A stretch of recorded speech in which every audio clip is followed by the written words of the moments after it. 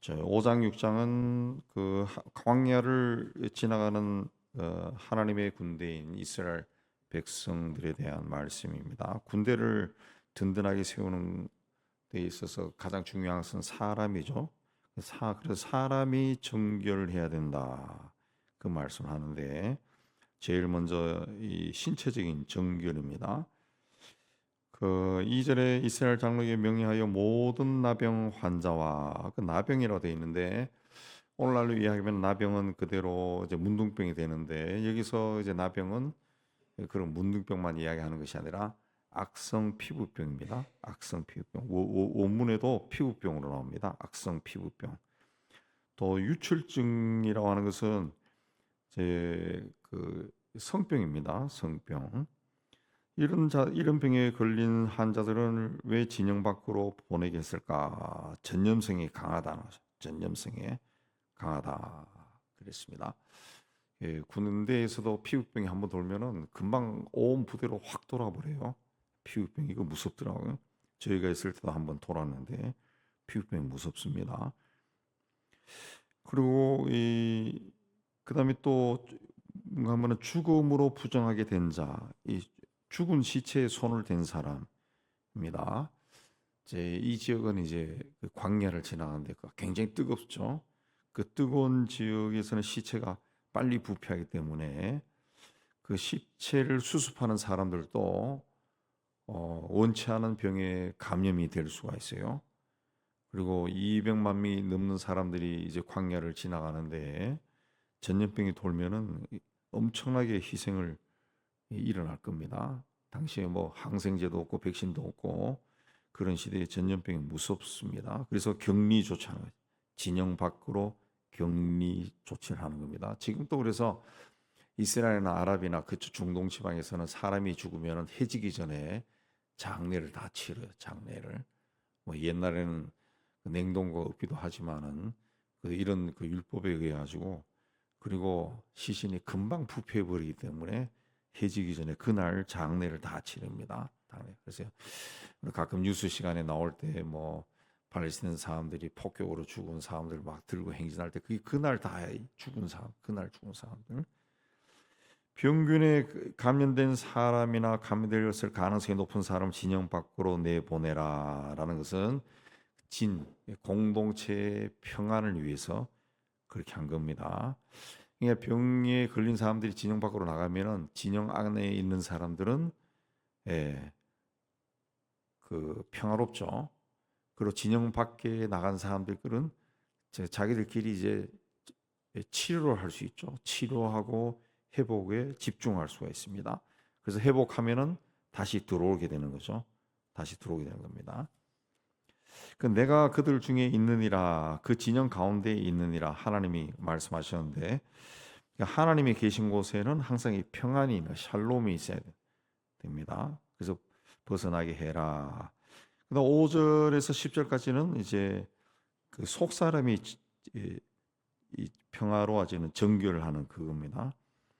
6절에 보면은 남자나 여자나 사람들이 범하는 죄를 범하여 죄를 지으면은 사람이 범하는 죄가 뭔가 물론 레위기에 쫙 나오지만은 여기서는 구체적으로 어떤 죄냐 하면은 7절에 보면은 그 죄를 자복하고 죄값을 갚되 5분의 1을 더해서 그가 죄를 지었던 사람에게 돌려줘라 그랬습니다. 그래서 5분의 1을 더해주라라고 하는 것은 경제적인 범죄라는 것을 알 수 있어요. 사람에게 범한 죄가 경제적인 범죄다 알 수 있는데 그 구체적으로 보면은 남의 물건을 속여서 그 취하거나 뭐 100원짜리를 속여가지고 50원에 막 사온다든가 그다음에 주운 물건을 돌려주지 않은 거 예, 이게 분명히 앞집 사람 건데 알면서도 주지 않은 거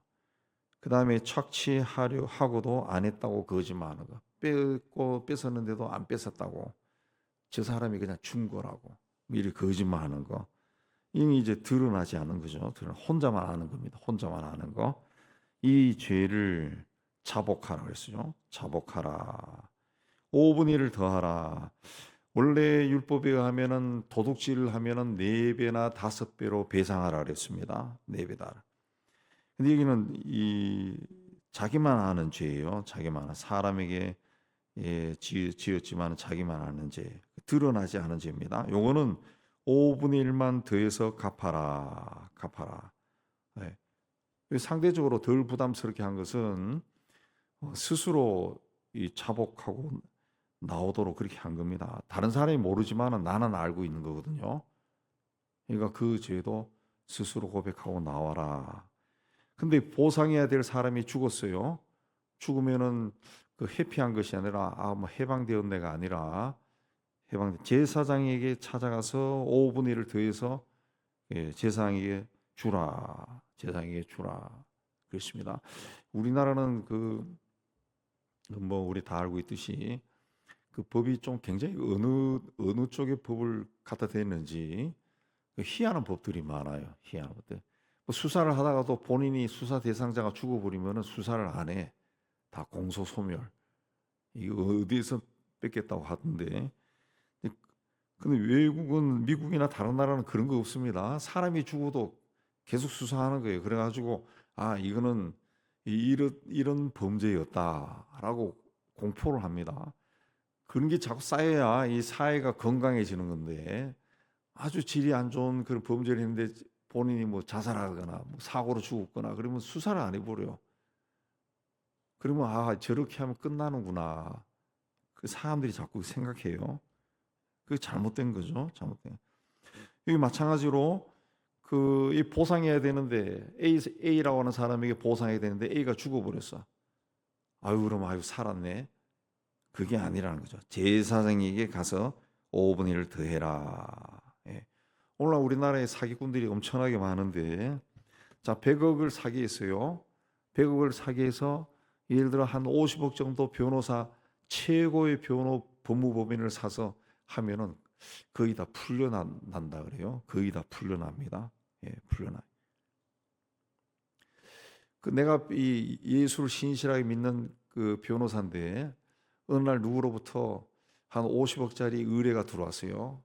그 우리나라의 이 신실한 변호사 기독교인들은 저도 이렇게 캐치해서 아는 그런 캐스 있는데 뭔가 하면 그 대부분이 뭐라느냐 할렐루야 그럽니다. 하나님이 나에게 이런 기회를 주셨네요. 할렐루야 그러고 받아요. 그걸 변호해줘. 범죄자를 변호한다. 그런 사람들이 많더라고. 그런 사람들이. 그 중에 한 사람이 자기가 나이 들어서 자기 과거에 그런 일이 있었다. 그래서 집도 사고 모두 샀지만 굉장히 찔리더라는 거지. 나중에 성령 받고 난 다음에 그 회개하는 걸 읽어봤어. 그 미국은 그런 거 없습니다. 그런 거 없어요. 100억 사기쳤다. 그럼 100억 다 뺏어버려. 그리고 가석방 없는 종신형, 30년, 50년 막 이런 걸 때려버려. 우리나라에도 보면은 가끔씩 나오지만 30대, 40대가 10대 아이들 성폭행해가지고 막 이런 일이 일어났을 때 사회적으로 뉴스에 떠들썩하지만은 재판 과정 보면은 돈 많이 쓰면은 이상한 판결들 많이 나옵니다. 이상한 판결들. 제가 기억하고 있는 이상한 판결도 보면은 40대가 10대 아이하고 그런 성폭행하고 관계를 맺었는데 판사가 어떻게 판결했냐? 서로 사랑하는 관계라고. 정말 사랑하는 사람들이라고. 그렇게 이야기했어요. 미국 같으면 사랑이고 나발이고 미성년자 이 간음죄로 최소 50년 이상 감옥에 그냥 무조건 들어갑니다. 무조건 들어. 그래야 이 범죄가 사라지지. 판사가 사랑하는 관계라고 판결하면 끝나버려. 그러면 그 범죄가 사라집니까? 안 사라지지. 근데 우리나라는 이런 것들을 바로 잡는 그런 게 굉장히 없어요. 대법원까지 올라가도 돈 주면은 다 이상한 판결이 굳어져 버려요. 자, 100억 원을 오늘 말씀해 보면은 100억 원을 사기쳤다. 근데 5분의 1을 더해 가지고 120억 원을 갚아야 돼. 무조건. 그 사람에게도 갚아야 되지만은 그 사람이 죽어도 제사장에게 120억 갖다 줘야 돼. 근데 무조건 그렇게 갖다 줘야 돼요. 갚지 않는 방법이 없어요. 그러면은 어떻게 될까요? 사회에서 사기가 사라지죠. 뭐 1억을 빌렸다. 1억을 어떻게 훔쳤다. 근데 무조건 1억 2천만. 방법이 없어요. 방법이 없어. 뭐 법무법인을 사든 최고의 변호사를 사서 뭐 이기든 뭐 지든 할 것 없이 땡땡땡 판결은 20% 더해가지고 갚아. 이걸로 나오면은 아마 사기치지 않을 겁니다. 그런 거. 갚을 길이 없어요. 갚을 길이. 자, 4절까지는 이제 겉이 정결해야 돼요. 그 다음에 10절까지는 속이 정결해. 속이 정결. 네만 아는 그 범죄도 네가 해결하라는 거죠. 해결하라. 네. 이 해결하지 않으면 하나님 앞에 설 수 없다. 그래서 5절, 1절도 여호와께서 모세에게 말씀하여 이르시되 5절도 여호와께서 모세에게 말씀하여 이르시되 또 11절은 또 여호와께서 모세에게 말씀하여 이르시되 하나님이 다 말씀하신 거고 하나님이 그렇게 하라 그랬어요. 안 하면 죽는다 그러죠. 11절에서 31절까지는 이제 부부 관계입니다. 부부 생활에 관한 이야기인데 광야를 행진하는 하나님의 군대에게는 개인만이 아니라 가정도 중요합니다. 가정이 사회를 구성하는 가장 기본적인 단위죠. 공동체입니다. 우리나라도 가정이 모여가지고 사회가 되는 거죠. 사회. 또 가정은 사회를 떠받치는 마지막 보류이기도 합니다. 이 가정이 출발하는 가장 중요한 그 출발점에 서 있는 게 뭡니까? 부부죠. 부부. 우리는 보통 가정에서 자식을 많이 생각하고 자식이 중요하고 자식 문제로 끙끙거리고 뭐 그렇게 하는데 가정의 문제는 자식 뭐 이렇게 나가는데 그게 아니라 제일 중요한 것은 부부라는 거죠. 부부가 부부에게서 가장 중요한 것은 서로에게 정결해지는 겁니다. 정결해지.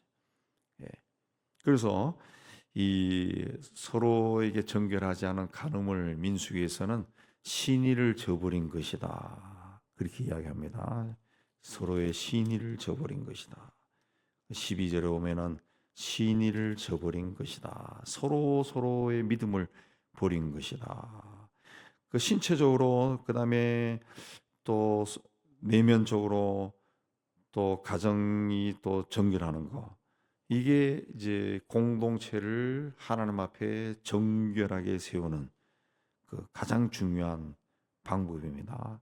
이것이 이제 정결해야 공동체가 든든히 서가고 안전하게 서가고 그렇게 되는 겁니다. 그렇게 해야만이 외부의 적을 이길 수가 있다는 거죠. 외부의 적을 이길 수 있다.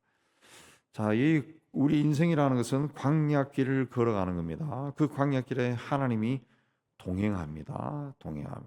네. 하나님께서 우리와 함께하면은 하나님의 샬롬이 우리와 함께하고 하나님이 우리를 보호하고 지켜줍니다. 자, 이 하나님이 우리를 보호하고 지켜주도록 하기 위해서 중요한 것이 뭐냐? 내 신체가 정결해야 되고, 그다음에 속 사람이 정결해야 되고, 속에 있는 것이 없어야 되고, 그다음에 가정이 정결해야 되는 겁니다. 가정이 정결해야 돼. 그래서 내 신체에 그 병이 생기지 않도록 조심하고, 병이 생겼을 때는 빨리 병을 거두기 위해서 애쓰고 그렇게 해야 됩니다. 존 웨슬리는 깨끗함은 경건함의 이웃이다 그랬습니다.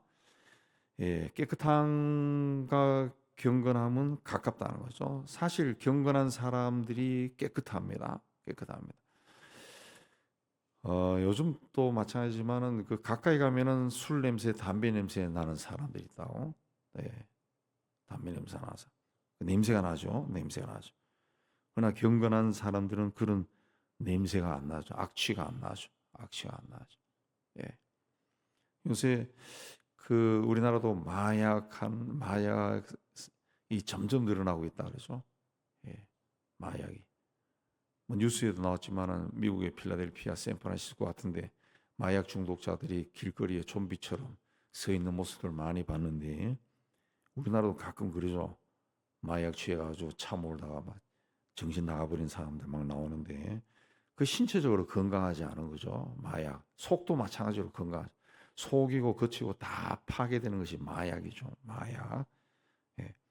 하나님과 공존할 수 없는 깨끗하고 하나님은 불결함과 공존할 수 없는 깨끗하고 경건하고 또 거룩한 분입니다. 또 불의와 공존할 수 없는 공의로운 분이고 부정함과 공존할 수 없는 신실한 분이.